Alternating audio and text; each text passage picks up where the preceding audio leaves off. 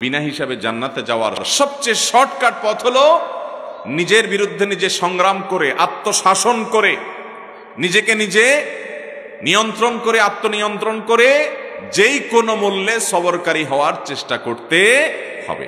যারা ধৈর্য ধারণ করতে পারবে, সবর করতে পারবে, যারা হটমেজাজি হবে না, যারা হুটহাট করে কিছু করবে না, আল্লাহ রাব্বুল আলামিন তাদের বিনিময় গুনে গুনে দিবেন না, হিসেব করে করে দিবেন না, হিসেব ছাড়া দিবেন, বিনা হিসাবে দিবেন আল্লাহ তাআলা।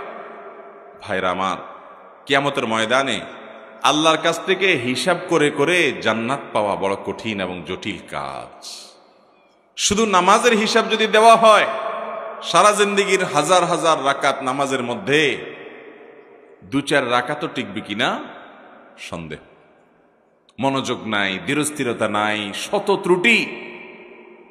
এরকম প্রতিটা ইবাদত আল্লাহ তাআলা যদি পুঙ্খানুপুঙ্খ রূপে হিসাব করেন, তাহলে হিসাব দিয়ে আল্লাহর কাছে জান্নাত পাওয়া এত সহজ না। তাহলে বিনা হিসাবে জান্নাতে যাওয়ার সবচেয়ে শর্টকাট পথ হলো নিজের বিরুদ্ধে নিজে সংগ্রাম করে, আত্মশাসন করে, নিজেকে নিজে নিয়ন্ত্রণ করে, আত্মনিয়ন্ত্রণ করে যেই কোনো মূল্যে সবরকারী হওয়ার চেষ্টা করতে হবে।